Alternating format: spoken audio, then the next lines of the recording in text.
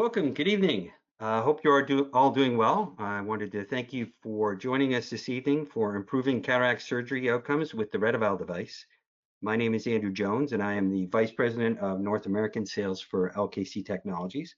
Before we begin, I'd like to review our one housekeeping item for this evening. We're going to be using the question functionality in GoToWebinar this evening. If you have a question, if you could please open up the GoToWebinar control panel using the orange arrow button, open up the question box, type in your question, and hit send. Your question should appear.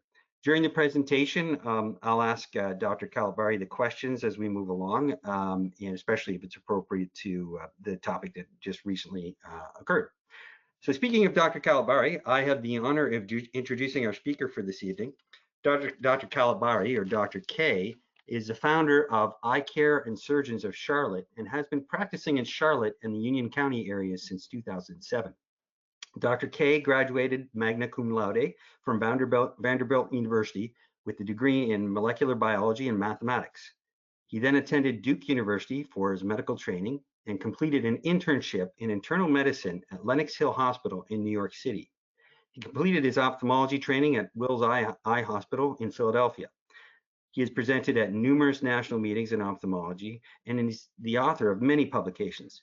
He is a contributing author to the Wills Eye Manual, the most widely used ophthalmology text in the world, and he is board certified by the American Board of Ophthalmology. Dr. K specializes in cataract surgery, including LenSx, laser cataract surgery, and various minimally invasive glaucoma surgeries, including eye stent, goniotomy, and canaloplasty. He is an expert in the use of toric and multifocal intraocular lenses to reduce or eliminate glasses after cataract surgery. So without further ado, I'd like to hand things over to Dr. K. Thank you, Andrew. My name is Dara Khalatbari. Again, I go by Dr. K, and I'm going to speak to you today about an exciting and innovative device from LKC Technologies called the RETeval device. It is an electroretinography, or ERG device. I will talk to you about some basics on ERG, but don't worry, we will not get too technical. I'll talk about how I use this device in my practice. I've had ERG in my practice now for over 7 years, and I've had this particular device for over 3 years. Now I just recently started my own practice, but in my old practice, we started with one device. We all loved it so much, we ended up purchasing 6 of them, one for each of our offices. And when I started my own practice, one of my first must-haves was this device. That's how important it has become for my practice. I'll give some case examples on how I use the device. Those are always fun. It'll be about how I use the device for my cataract, especially my premium cataract surgery practice. I'll also list several other equally valuable uses, and we'll also briefly discuss billing. And as Andrew mentioned, if you have questions, please jump in at any time. And if there are other users, it's always nice to hear pearls on other ways other users are using it. I always learn something new whenever I give this talk. So why have we not been using ERG much in ophthalmology? After all, cardiologists and neurologists have been using electrophysiology studies for nearly a century. Really, when you look at it, we as ophthalmologists are really behind. But why is that? I think there's 2 main reasons. One, in ophthalmology, we have the advantage of looking, of examining the inside of the eye. We can examine the inside of the eye by just looking into the eye. That's why imaging, such as photos, fluorescein angiography, and OCT have really been the mainstays in diagnostics. I am convinced, however, that anatomy is not everything. It does not tell the whole story. There are processes going on in the retina that we just cannot see. And I want to convince you of the possibilities for ophthalmology with this technology. And why else do we lag behind our cardiology and neurology colleagues? Well, ERG of the eye has been cumbersome. It was confined to the lab or the most specialized academic centers. I like to tell the story how I first became interested in ERGs. This is back when I was in medical school. I did rabbit research, and I had to perform ERGs on rabbits, and it was fairly complicated. I had to dark adapt the rabbits, inject them with medicine, make them sleepy. We had to put contact lenses on the rabbits that have electrodes coming out of them. That's right, they make contacts for rabbits. And you put them in a little bowl in a dark room, and you'd run the test, and it probably took about, 15 minutes a test. But at the end of all that, you ended up with a magical little number, and I thought it was so neat. It was a lot of work, but that was the past. This new device, this new ERG device, is nothing like the past. You still get that magical little result, that magical little number, but this new device, the new technology, is really a game changer. So here is the new way to perform electrophysiology testing. So here's the device being used on a patient. You can see it's on the device on the patient's eye. There's an electrode on the other eye, and I'll talk a little bit more about what it's like from the patient standpoint, but that's kind of what it's like from the tester's standpoint. So electroretinography, let's talk about some science. Measures the electrical response of various cell types in the retina, including the photoreceptors, rods and cones, inner retinal cells. Those are the ones that we really concentrate the most on in our practice. I'll talk about that, the bipolar cells, and the ganglion cells. And of course, those are important in glaucoma. So electroretinography measures the electrical activity in response to a stimulus. There's a bright light, and you measure the electrical activity. So again, there's some basic anatomy for you to review. So here's a little schematic on how it all works, and this is about as technical as we're going to get, so don't worry. So a light stimulus comes in, and it's a massive flicker of light and bounces off the retina. Okay, so first it hits the photoreceptors, and it's really driven by cones. We'll talk a little bit about that. And so you get what's called a waveform, the ERG waveform. This is what we measure, this is what we read, and this is going to seem kind of intimidating, but by the end of this talk, you will see it's really not that complicated at all. But basically, the A wave is the first wave, and then we get the very important B wave, and that's the bipolar cell function. That's the inner retinal function. And then finally, a more recent discovery was something called the photopic negative response. And this is really neat, and I think it has so much potential, but it measures the function of the retinal ganglion cell layer, which is super important, of course, in glaucoma. So that's it for the basic science, really. So let's talk about the device, why I like this device so much. Well, it is a full ERG suite in one little device. It's the first and only FDA cleared non-mydriatic handheld device. So this is huge. Fixation is not required. So patient doesn't have to be cooperative. So that's really, really helpful. Works with media opacities, and that's very, very powerful for the way I use it in my practice to help evaluate the retina when we just can't get a good view. And so since I have a cataract practice, I'll talk about how I use that. So it easily integrates into your current workflow. Testing is completed literally in minutes. So this is how I do it. I'm seeing a patient, I go in the room, examining the patient. Patient has some retinal pathology, say diabetic retinopathy. I come out of the room, I ask my testing tech, this patient needs an OCT of the macula and an ERG retina. OCT macula takes 5 minutes, ERG retina takes less than that. It's all up very quickly and very, very easy to read interface for the provider, and I'll show you the reports. And again, it's a little intimidating at first, but once you learn it, it's very easy. It's very nicely done. And it does analyze it automatically. So here's what the device looks like for the patient. So what's the patient experience like? Patients don't mind it at all. It's very comfortable. It's not an eye at all. The eye cup sits nicely on the eye there, very gentle. There are flashing lights. Nobody complains about the flashing lights. Because of the flashing lights, we do screen for patients with a history of seizure disorder, like a significant history of seizure disorder. And if there is one, we do avoid the test in those patients. And there's a sensor strip that goes on just underneath the eye. So just one thing about the sensor strips, placing the sensor strips is important, but literally, so we have testing techs that do our tests, and basically our testing techs do 2 tests, 2 studies, and they know how to do it. So that's what the device looks like for the patient. So what about the science? So the science is there. There's a wide clinical evidence to support the technology.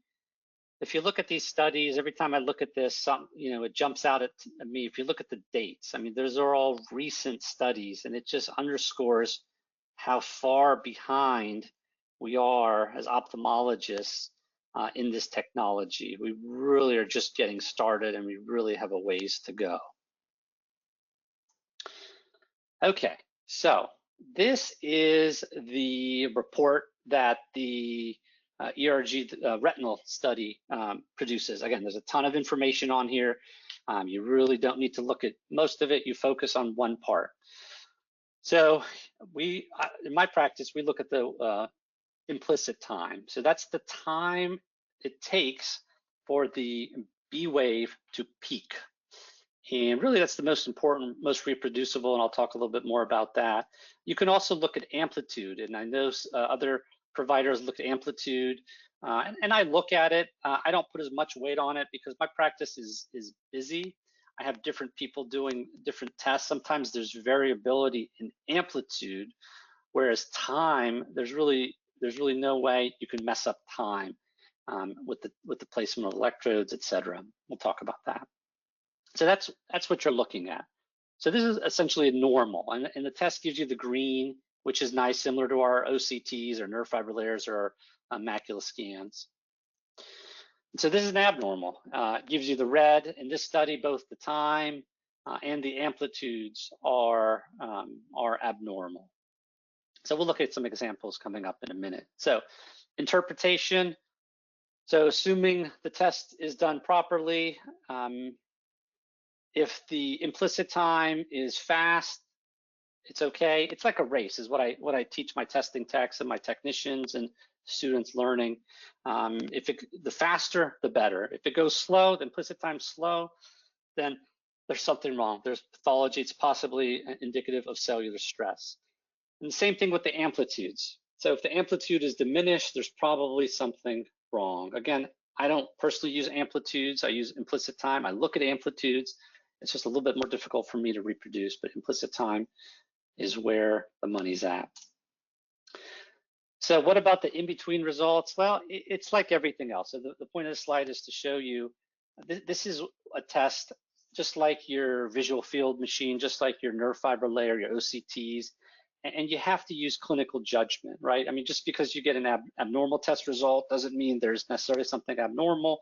If you get a normal test result, doesn't necessarily mean it's normal. You have to kind of correlate everything clinically. And once you do enough of these, you will figure it out very quickly and how it fits into your diagnoses. Okay, so let's get to the really fun part, cases. So let me get a sip of water. Excuse me. So I'm a cataract surgeon. I do refractive cataract surgery, premium cataract surgery, big part of my practice. And so I've learned to use this device to help me better match my patients to the appropriate cataract surgery. In doing so, it has improved my patients' outcomes, makes happier patients, and I'll show you how. So this is the first case, case one.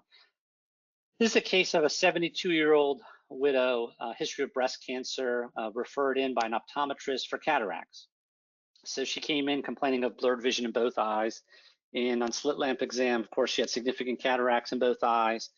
But on fundus exam, she had mild epiretinal membranes in both eyes, and you can kind of see it in the pictures, in both pictures. The question is, are those epiretinal membranes significant? I mean, we see this a lot. And so the old way, and I still do this, but I see this, I come out, I ask for the OCT. So the old way was all you had was an OCT. So here's the OCT of the patient. You look at it, patient looks like she's got epiretinal membranes in both eyes. If you just look at the green donut, what I talk about to my patients, it doesn't look that abnormal. There's mild distortion of the fovea. It's not dramatic. You'll see it in the second cut on the bottom right, far bottom right. You know, it's abnormal, but if you're going through a busy clinic, you know, maybe it doesn't jump out at you so much. But so as soon as I see this, the epiretinal membrane, I come out of the room, I ask my testing tech, I need a ERG of the retina. 2 to 3 minutes later, literally, it's done. It's up on the screen. I come back, I look at it. So here's this patient's ERG retina. So now the test that we do for our evaluation of retinal pathology is the 30 Hertz implicit time.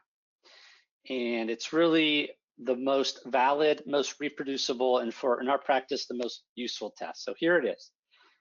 So this ERG shows a significantly delayed 30 Hertz implicit time for the left eye.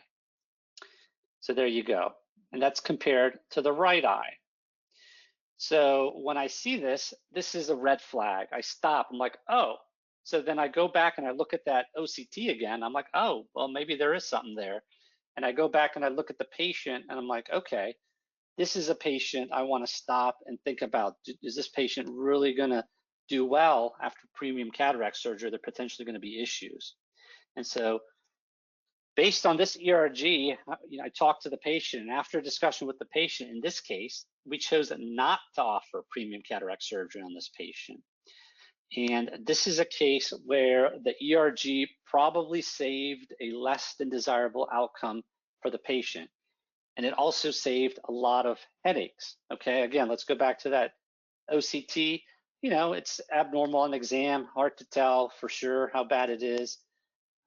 But again, with that ERG being significantly abnormal, that's a red flag for me. I stopped, I talked to the patient, and we decided we're going to just do traditional cataract surgery. So if you do premium cataract surgery in a patient with an with an ERM that's visually significant after the cataract surgery, that patient is not going to be happy.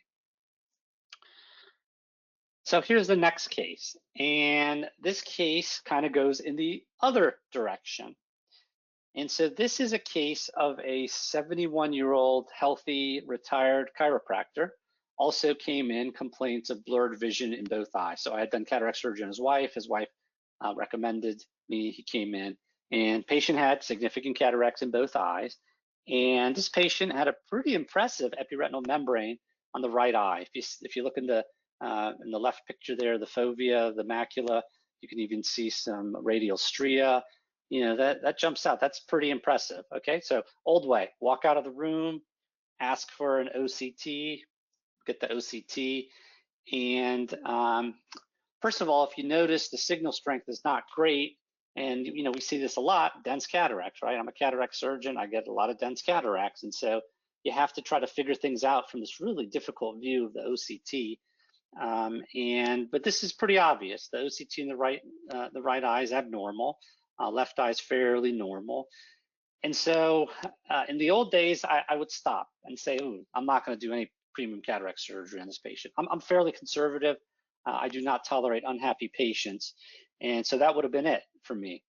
But the new way now, come out of the room and I ask for 30 Hertz implicit time. 2 to 3 minutes later, literally, it's done up on the screen. So again, we're going to look at the bottom.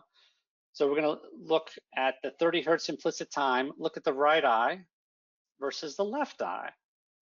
Interesting, it's very similar, okay? And so this gives me more confidence. It's more of a reassuring result that, you know, maybe we can offer this patient premium cataract surgery.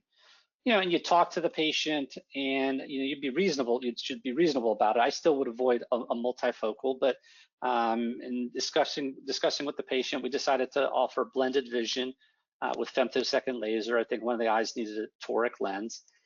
But so if that ERG in the right eye was significantly delayed, like the prior case, probably would avoid blended vision, maybe avoid premium cataract surgery altogether. But so this device has made me take a little bit more risk because I'm a little bit more confident now. I can discern a little bit better who's going to have more issues after cataract surgery. And that's based on the ERG before the cataract surgery.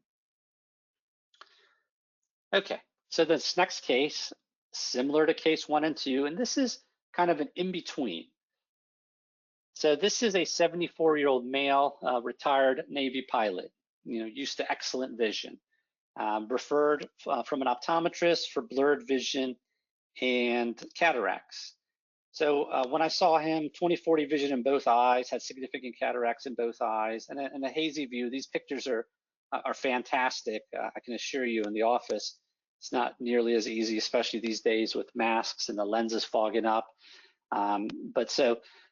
Patient has an ERM in the left eye, view, again, a bit hazy. Again, old way, walk out, ask for the OCT. We get the OCT, we look at it. And when I say old way, I still get the OCT, but it used to be only the OCT. But so I look at the OCT, it's abnormal. Right away, I ask for the ERG retina. That's what I want to look at. And again, in this case, significantly delayed implicit time in the left eye versus the right eye. And for us, I define anything greater than 25% difference between the two eyes. And that's based on our clinical experience, but also based on some basic science studies.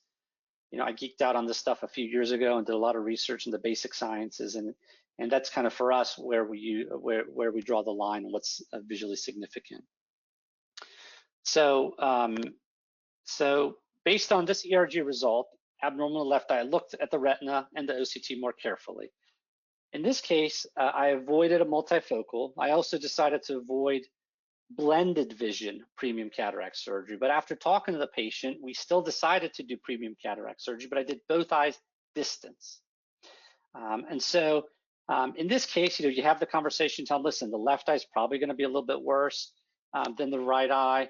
And as long as the patient understands that, you tell them the limitations, probably going to do reasonably well. If you did the blended vision, that could be an issue because of the ERG suggesting there's more retinal dysfunction than we see with anatomy alone.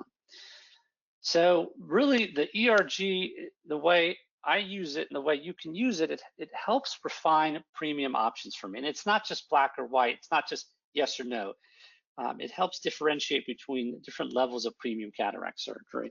And the interesting thing in this patient, if you go back, so the vision was identical. I mean, the ERM in the left eye is pretty impressive. The vision was the same. You would have thought maybe the vision would have been a little bit worse in the left eye, but it wasn't. And so it's difficult sometimes to tell. Any tools that I can use that make it easier for me to kind of predict the future, if you will, it makes practice that much easier and more successful. Okay. Next case. So this is something I see so much of. Really, really dense cataracts. You just can't get a great view of the back of the eye, and you just don't know, are we going to offer this patient premium cataract surgery? So here it is. This is a 65-year-old Asian female. She was a type 2 diabetic for over 20 years. She has history of amblyopia in the right eye. She was referred by an optometrist for blurred vision in both eyes and cataracts. So she was 20/70 in the right, 20/40 in the left, and she had significant cataracts in both eyes. And on exam, it looked like when I'm examining her, she may have had an epiretinal membrane in the left eye, but it's a very hazy view. So these cameras that we use are really, really good. We get great pictures. And so when you don't get a great picture on the camera, it's telling you it's a really bad cataract. And so again, old way. I walk out, ask for the OCT, and again, dense cataracts, you see the signal strength is not the best. Again, it's because of the cataract. There's not too much you can do. Right eye is not terrible, but the left eye, maybe if you look on the bottom right, one of the cross sections, maybe there's some distortion of the fovea, maybe it could be artifact, hard to tell for sure. So what are we going to do with this patient? So The new way, I add the ERG retina. Come out of the room, ask my testing tech, ERG retina, within minutes, it's done, and it helps me decide. So again, we're looking at the 30 Hertz implicit time. And if we look, right eye, left eye, both normal, both symmetrical. So in cases where the view to the fundus is bad and the OCT helps, but not fully because it's of low quality, ERG can help. It can help evaluate for other possible retinal pathologies. And this happens a lot. Like I said, in my practice, I see a lot of dense cataracts. I just can't get a great view. And I'm telling you, these days, it's so hard with the masks that patients are wearing, the lenses fog up, and so it's challenging. So this is one of the very powerful uses of ERG. In dense cataracts, where the exam and imaging are of limited value, ERG can help. Why? Because the 30 Hertz implicit time is not affected by media opacity. So we take advantage of that science to be able to use that test. So in this case, based on the exam, the OCT, and especially based on the ERG, I decided, you know what, we're going to proceed with premium cataract surgery for both eyes. Dr. K, I had a question in from the audience just with regards to, I guess it's with regards to all the cases. The question is, do you use ERG in all your premium cataract patients, even if there's no visible retina disease? That's a good question, and somebody's asked me that before. I do not. I do not use it as a screening test, but you certainly can. I know in Europe, I believe they're using it as a screening test, and it's a little bit more complicated in the United States because of reimbursement issues. But I certainly use it if there's any significant pathology in the retina. And we'll talk a little bit about the billing in the United States. For us, we kind of need to know which payers cover it. But if there's anything significant, significant drusen, significant diabetic retinopathy, epiretinal membranes, macular holes, retinal vascular occlusions, I have a very low threshold. And because it's so easy, it's safe, it's gentle, the patients don't mind, and it's quick. And it just makes sense. It's valuable technology, valuable science. Another quick question. You mentioned during the presentation the importance of using the 30 Hertz test. Can you expand on that? Yeah, so that's a good question. So what's the significance of the 30 Hertz? So if we look at this study, this case 4, there's test 1 and test 2. It's really the bottom test that I use. It's the 28.3 Hertz, which is essentially the 30 Hertz. And we look at implicit time. The reason we use the 30 Hertz study is this. So this is not a multifocal ERG. A multifocal ERG gives you more detailed, more precise analysis, but is much more complicated to pull off. What we do is we give a massive flash to the entire retina, okay? So potentially you can pick up the entire signals from the entire retina, but we don't want that. Well, so it turns out if you flash the light really, really, really quickly, and you get to about 28 Hertz, 30 Hertz, you're primarily getting a cone response. And this is what's so neat. And because the cones are concentrated around the fovea and the central macula, that's the area that you're getting the signal from. Very, very few cones out in the peripheral retina. And so we use science to make it much, much easier to focus in on that area of the retina that we're worried about. So that's a good question. So that's why we use the 30 Hertz implicit 30 Hertz. And the reason I use implicit time is simple. You cannot mess up implicit time. It's practically foolproof. Meaning you can. It doesn't matter where the electrodes go. If you get an implicit time. So if the electrode's too far, you might not get an implicit time. But if the technician can place it anywhere near the eye to get a time where the B wave peaks, there is nothing the technician or the patient can do to affect that physiology. It's the patient's biology. Once the retina sees that impulse, electrical impulse is generated. Now the amplitude can be affected. The amplitude can be affected by the placement of the electrode, and that's why if you're going to use amplitude, you have to make sure that your technicians really know, are really consistent where they place it. And I find it's just hard in a busy practice like mine. And it's because so I don't need it. I focus on 30 hertz implicit time. If you look at the data, it's the most reproducible, the 30 hertz implicit time.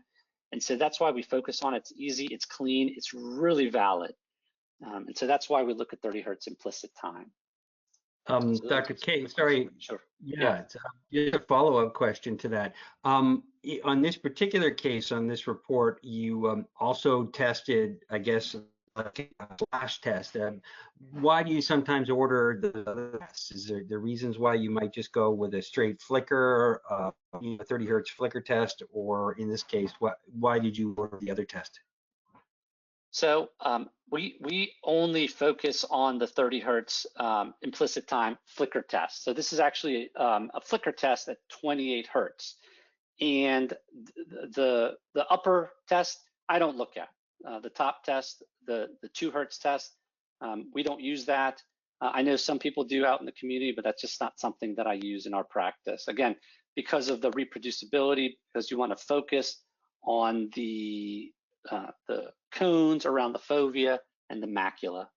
So I only look at the bottom. So you get a lot of information, and you certainly can use it. I know people are, but I just use the bottom. Okay, thank you. Yep. Okay, so let's look at it again. So this is the 30 hertz implicit time, the retinal test. That's my gold standard test. And it's similar to like OCTs. We use a fast MAC, but some surgeons maybe use other OCTs. You'll find the test that you like the best and you find reproducible and gives you the most information. This is the one that I like. I think it's easier to read. It's reproducible. But so this is the retina test. This is, if we need a retina ERG, this is what we get in our practice. But the device gives a lot of tests, and Andrew can tell you how many tests there are. I don't even know how many tests. Because I know they use it for veterinary care and research, but for clinical, the 30 hertz implicit time for me for retina. But so what about other uses? So let's talk about glaucoma. So I think there's so much potential for glaucoma with ERG device. So let me present this case and we'll kind of go over the difference of what it looks like. What the output looks like. It's a different report, it's a different test, a little bit more complicated to pull off. This one does take into account amplitudes, but it takes into account relative amplitudes, which is a little bit neater. But let me go over this case here. So this is a 66-year-old male with a history of cataract surgery in the left eye. Came into my office. So he had cataract surgery somewhere else. So came in saying blurred vision in both eyes. Patient had history of multiple back surgeries. On exam, dense cataract on the right eye. If you look, the optic nerve in the left eye, very, very suspicious for glaucoma. With some cupping, maybe in the right eye as well. It's hard to tell for sure because of a dense cataract. So old way, of course, you get visual field, gold standard. So I read the cup to this at 0.7 and 0.7, maybe the left eye a little bit worse because there might have been a notch superiorly. And based on the visual field testing, I think there was visual field in the right eye, probably lid artifact on the right side, but on the left side, if you look, an inferior defect, probably a real defect, corresponds to the notch and some loss on the nerve fiber layer. Again, these are gold standard tests for glaucoma. Visual field, OCT, nerve fiber layer.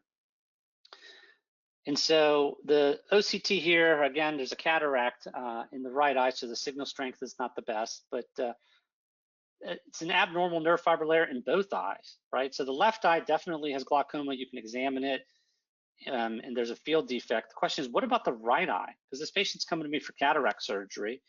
Is this a patient I want to even offer premium cataract surgery on? Do I take it off the table because there's glaucoma damage? And again, I'm very conservative. I'm not going to do premium cataract surgery on a patient with significant visual field loss or potential for significant visual field loss. So I want to know, where is this patient in the glaucoma spectrum? So glaucoma damage to the left eye, needs cataract surgery. On the right eye, evaluation of the right eye is confounded due to a dense lens.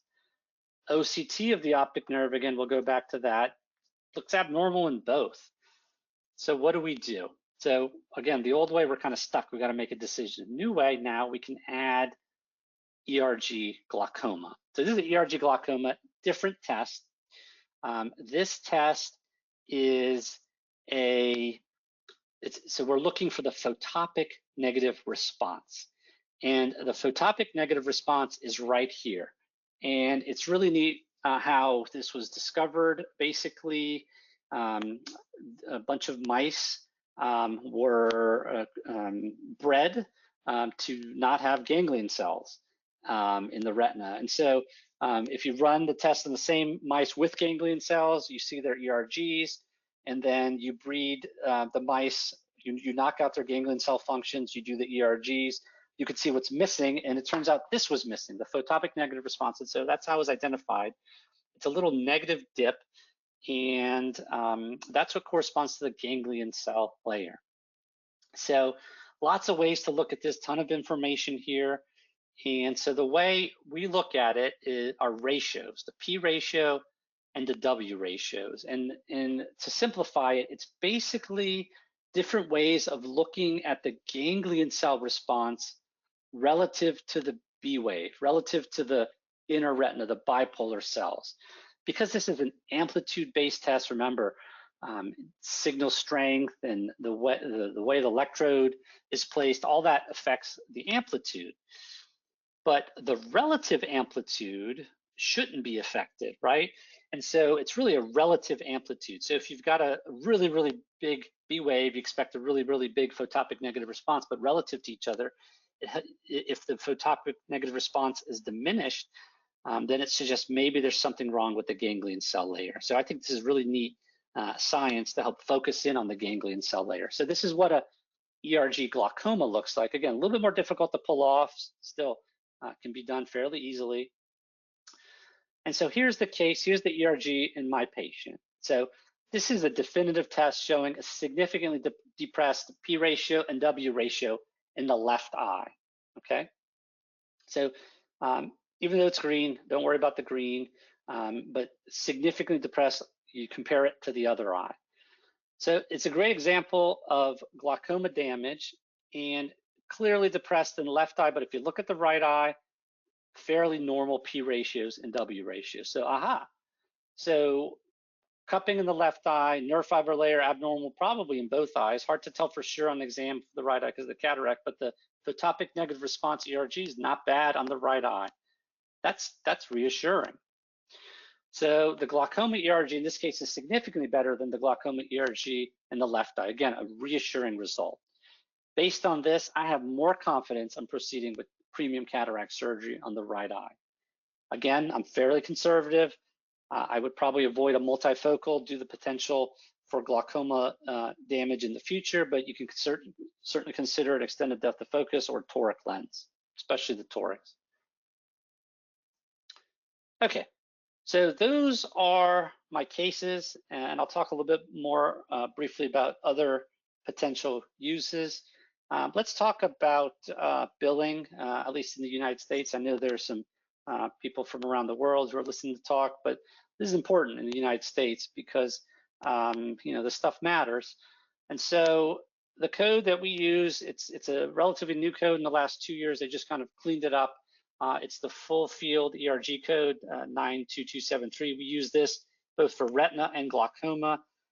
This is one diagnosis code, blurred vision, other visual disturbances, that covers it. But the way we do it, we do the 92273, and we do whatever code is relevant to the pathology. So if it's epiretinal membrane, if it's glaucoma, like primary open-angle glaucoma, if it's diabetic retinopathy, whatever it is, we put the code in. And so we know in our area the payers that cover it, and most do, almost all of them do. And the reimbursement there, you see there, it's about, you know, we get about what's listed there. And so, you know, Medicare, Medicaid, it's covered. In our area, we know Aetna Medicare, for example, doesn't cover it. Even though in their literature it says they're supposed to cover it for diabetic retinopathy, it's not covered. So we unless it's absolutely necessary, we try to avoid it so those patients don't get stuck with the bill. But so that's the billing and the reimbursement. Okay, so we're really just scratching the surface here. I'm a cataract surgeon, but I still have a lot of pathology in my comprehensive practice. Diabetic retinopathy. I have a lot of diabetic retinopathy where I am in North Carolina, and I use this test. It's a very, very useful test. If there's one little dot blot heme, I'm probably not using it. But when you start to get to a little bit more diabetic retinopathy, it really has helped me fine tune when I see the patients back. And I always find it a little bit difficult. When should I see this patient back? 9 months, 6 months? And the ERG really helps me fine tune that. So if the ERG looks better than I thought, maybe I push out that visit a little bit. If the ERG is worse than I thought, then I bring that patient back. And it also helps with potentially patients who I think are going to need maybe an injection or focal laser. Just, again, helps fine tune those decisions. And I use the 30 hertz implicit time. Very, very reproducible, very, very valid for any vascular disease. It's really, if you look at the data, it's really, really neat how valid and reproducible it is. Vascular occlusions especially. So for central retinal vein occlusions, artery occlusions, ERG is a very, very powerful tool because there's definitely something going on that we can't see that the ERG can pick up. And related to that, drusen and macular degeneration. And I have a lot of drusen and macular degeneration patients. And one of the reasons I really got interested in this technology was a study that I read about in Italy from 2014, 2015. And it was basically, it was called the drusen contralateral eye study. And what they did in Italy, I don't remember where it was in Italy, but they looked at patients with macular degeneration and they did ERGs. And so for patients with wet macular degeneration in one eye, of course, they did the ERG in there and it was abnormal. In the other eye, patients that did not have wet macular degeneration, they also did an ERG. So these are eyes just with drusen, but in the other eye, there's wet macular degeneration. It turns out, on average, patients who have wet macular degeneration in one eye, the ERG, the 30 hertz implicit time in the other eye, the eye that has no wet macular degeneration, just drusen, is delayed relative to the other patients who only have dry macular degeneration in both eyes. In other words, the ERG is detecting something in the eye without wet macular degeneration. So anatomically, it's only dry. You can't see anything. But there's definitely something going on. We know it. There's got to be. We can't see it anatomically, but somehow the ERG is able to pick that up on average. And so I thought that was a really, really neat study and really sort of made it really interesting for me to pursue this. So we can use it on drug toxicity, Plaquenil and other drugs. We can also use it for visual evoked potentials. And this is really neat. And I didn't really talk about this. We can do a whole talk on visual evoked potentials, but you can use it for optic neuritis, for example. I get a lot of patients, I get 1 or 2 a month, and really neat test. The visual evoked potential, it's not quite as detailed as the ERG. Really, I tell patients and my staff and students who come through, the VEP is like the mile-high blimp view of what's going on. You run the test in the right eye, you run the test in the left eye, and I look at time, peak times, and for like demyelinating disease, optic neuritis, you'll see the times are delayed. You can, for other diseases, you can see amplitudes that are affected. Again, amplitude's a little bit more difficult because electrode placement, but it really it helps you compare the right eye to the left eye, and you can also compare the same patient to themselves over time for improvement of disease. And so I think that's really neat. Okay, so those are my cases, and I talked about some other uses. And so if there's other questions, I just, again, to drill home the point of how far we are behind cardiology and neurology. So this is 100 years ago. This is the first EKG. So it's a photograph of a complete electrocardiograph showing the manner in which the electrodes are attached to the patient. In this case, the hands and 1 foot of the patient are immersed in jars of salt solution. So this is 100 years ago, they were doing this stuff. And so, we don't have to put our hands and our feet in salt solution, but we really need to catch up to our cardiology and neurology colleagues. So if there's any questions, Andrew? Yes, yes, Dr. K. I guess I have a few questions. The first one is, do you know or what is you mentioned the reference database that's used for the green, yellow, red. Is it age-based? And can you tell me what the limits are in terms of youngest and oldest? Andrew, maybe you can answer that better than I can. I don't know Sure. that. I don't know the answers to that. No problem at all. Yeah, it's so it is age-based, and it goes down as low as 2 and as old as 93, and it's based on the RETeval all-comers trial, the REACT trial, which is what we That's use right. FDA to approve these references, and it's based on over 600 subjects who were a mix of healthy individuals and also individuals with retinal pathologies. So it's 2 to 93 is the age groups. That's good. I'm not doing too many 2-year-olds or 5-year-olds. I mean, I've done teenagers, but and I knew that. I just forgot, Andrew. Thank you for no. But while it's important, the reference database very, very powerful. Comparing the right eye to the left eye, equally powerful, equally useful, and comparing the right eye to the right eye over time. So it's not just the reference database that I use. So, okay, so other questions? Yes. So if you would have, so this is just conjecture, but if you would have gone through and put a premium lens in some of the cases where you decided not to, what kind of outcomes would you have expected, and how would that have impacted patient satisfaction? Yeah, so again, I'm a premium cataract surgeon. Reputation in the community is so important. I'm going to go back. Let me just show you some of the pathology here.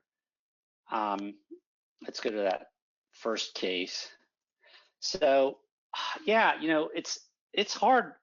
Premium cataract surgery is hard because patients come in with high expectations, and my job is constantly to manage those expectations, and you want to deliver good outcomes to the patient.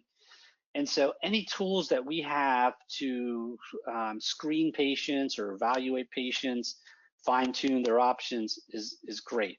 So if you put in, and the reason is this, if you put in a premium cataract in a patient who's got pathology that you didn't realize, the patient didn't know about, and that pathology affects the visual outcome, then the patient just spent extra out of pocket, because in the United States, patients pay extra out of pocket for premium cataract surgery, and they don't have the outcome that you both expected the patient to have.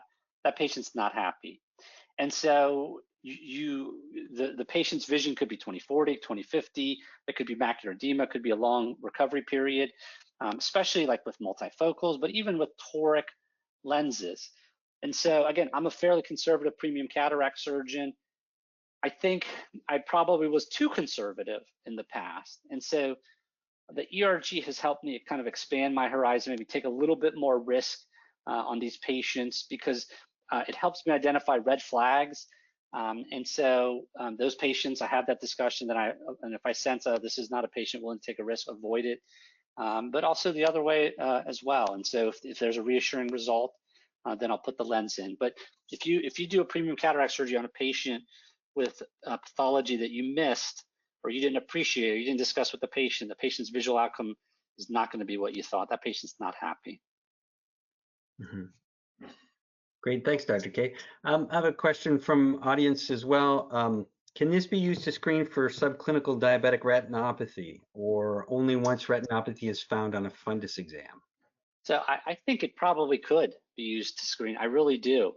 And I really believe what I say when I'm saying, anatomy is not everything. There's definitely something, so I'm just getting to the end of the talk, but anatomy is not everything. There's things going on underneath from what we can see that we just don't know about. And I don't use it, again, because of reimbursements reasons, financial reasons that, we can't. I wish it would be great, and I don't know if they're using it in Europe in that way, but I think there's a lot of potential for that. So I wait until there's visible retinopathy. Again, maybe not one hemorrhage, but maybe a little bit more than that. But in the future, maybe even just one hemorrhage. So. Yeah, it's interesting, Dr. K. We outside of the U.S. we have a specific protocol that looks at flicker data for 16 Trollins and 32 Trollins, and then also pupil size. And there's a relationship between all of those and diabetic retinopathy, and especially in patients who are subclinical.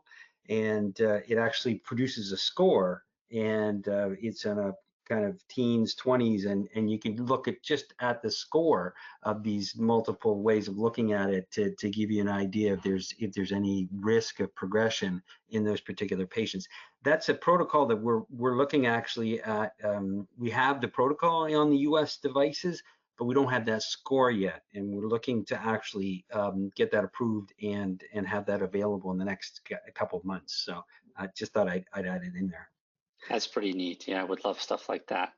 Yeah, it's very fast. Same thing. It's the test itself takes less than a minute.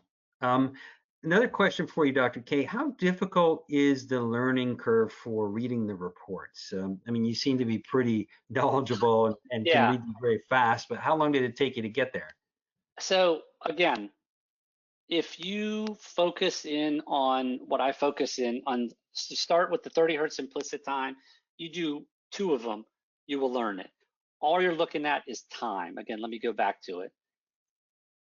Just the glaucoma one. So time. It's time it takes once that flash flicker is initiated, the photons hit the retina, the electrical activity starts, remember the sodium channels, etc., and you get a peak. That's what you're looking for. That's all that I care about. Again, you can look at amplitude, you can look at other things, but I care about the 30 hertz implicit time. You cannot mess it up. I don't want to say it's fully foolproof, but it's about as foolproof as you can get.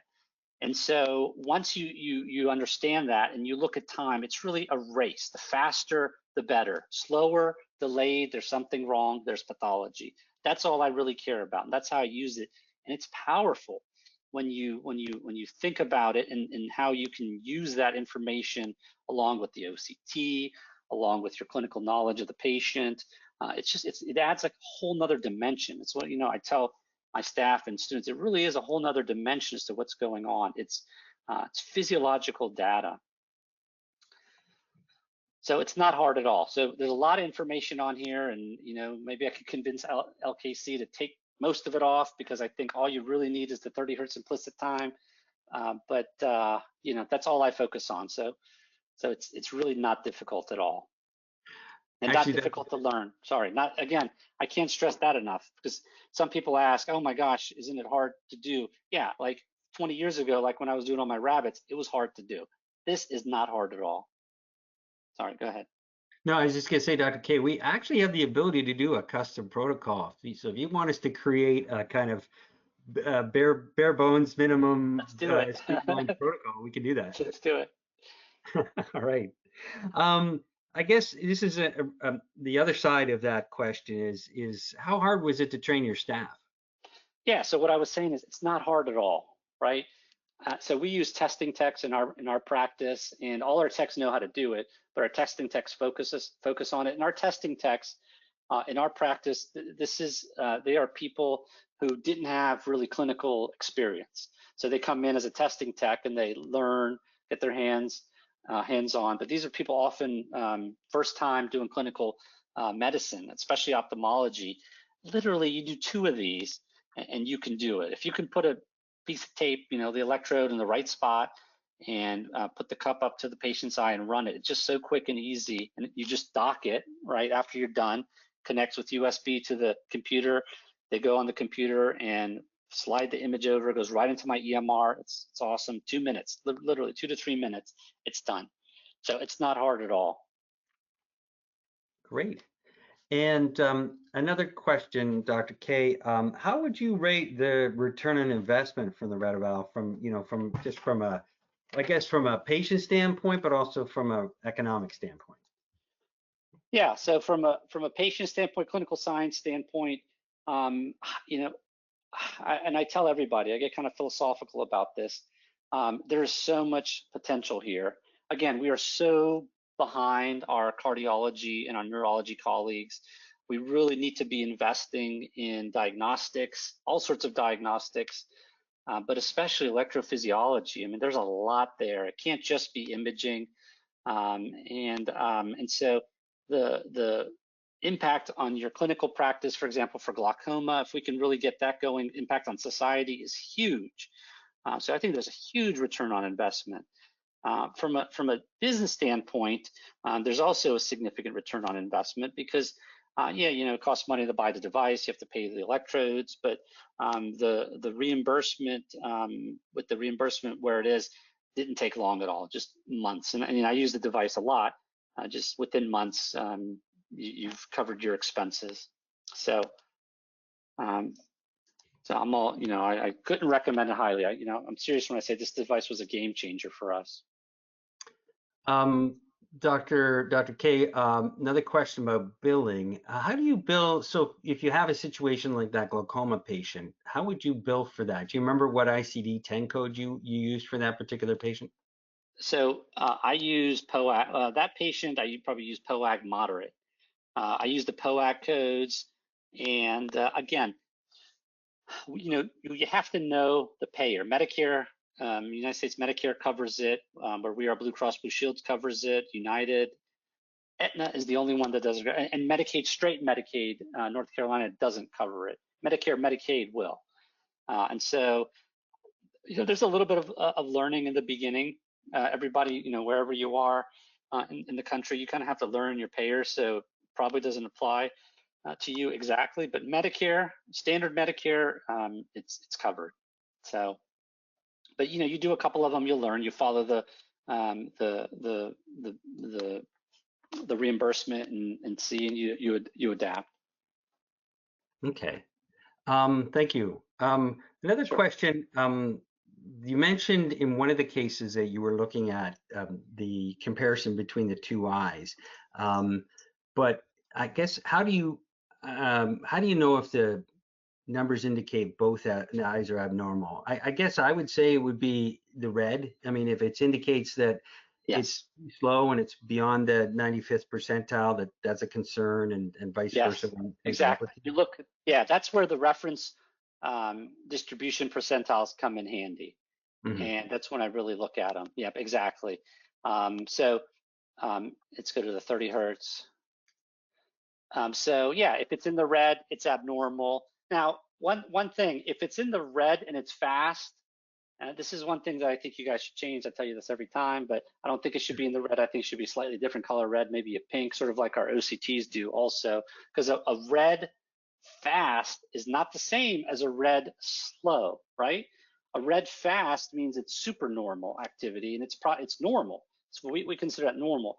But a red slow means that there's something wrong. There's disease there, and so so you have to just kind of look at that. But when you do enough of these, I don't even really look at. I can just look at the picture down at the bottom. You'll look at the picture, and you can just compare the two, and you just kind of know. And there's that little rectangle there on the bottom.